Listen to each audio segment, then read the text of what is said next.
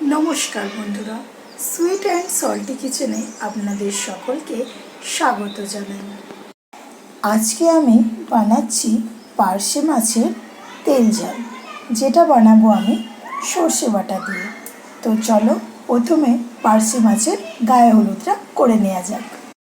তো পার্শে মাছের গায়ে হলুদ করার জন্য আমি প্রথমে একটু নুন নিয়ে নিচ্ছি, তারপর নিয়ে নিচ্ছি একটু হলুদ গুঁড়ো, আর তার মধ্যে দিয়ে দেব একটু সর্ষের তেল।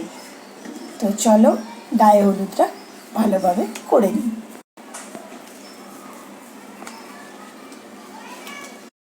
গায়ে হলুদটা তো ভালোভাবে হয়ে গেল। কড়াইয়ের মধ্যে এবার আমরা দিয়ে দেব সর্ষের তেল। যতক্ষণ তেলটা গরম হচ্ছে ততক্ষণে আমরা একটা কাজ করে নিই। চলো একটা বাটিতে আমরা নিয়ে নেব কিছুটা সর্ষে পোস্ত, ওর সাথে আমরা নিয়ে নেব গোটা 5 কাঁচা লঙ্কা। তো এটার আমরা ভালোভাবে পেস্ট বানিয়ে নেব। এখানে আমাদের তেল গরম হয়ে এসেছে। তো এবার একটা একটা করে পার্শে মাছ দিয়ে দেবো তেলে।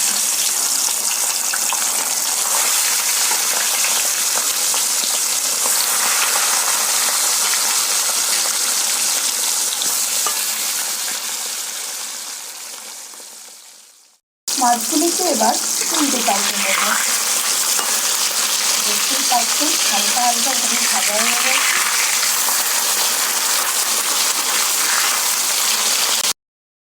মাছগুলো ভালোভাবে লাল লাল করে ভাজা হয়ে গেছে।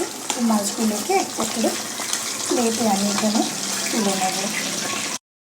তো আস্তে আস্তে মাছগুলোকে তুলতে হবে, কারণ নাহলে ভেঙে যাওয়ার চান্স আছে। তো একটা একটা করে তেল ঝরিয়ে মাছগুলোকে প্লেটে তুলে নিচ্ছি।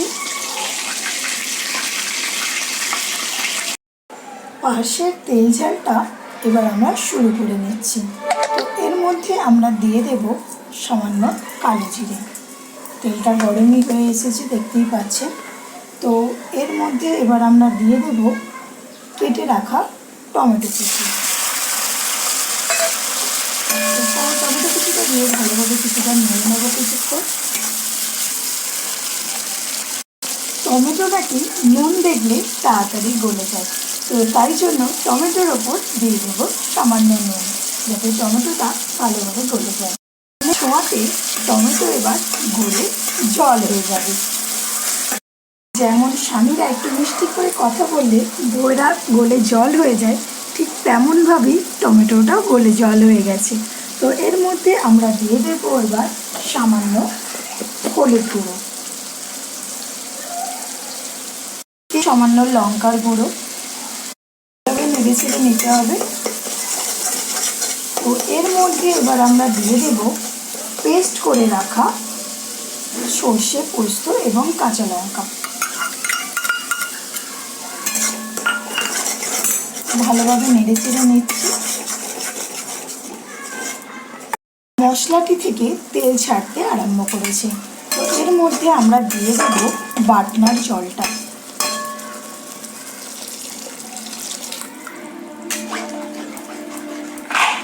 তো এটাকে বেশ কিছুক্ষণ ফুটতে দিই, প্রায় 10 মিনিট মতো এটা ফুটুক। তো এর মধ্যে এবার আমরা দিয়ে দেব ভেজে রাখা পার্শে মাছ।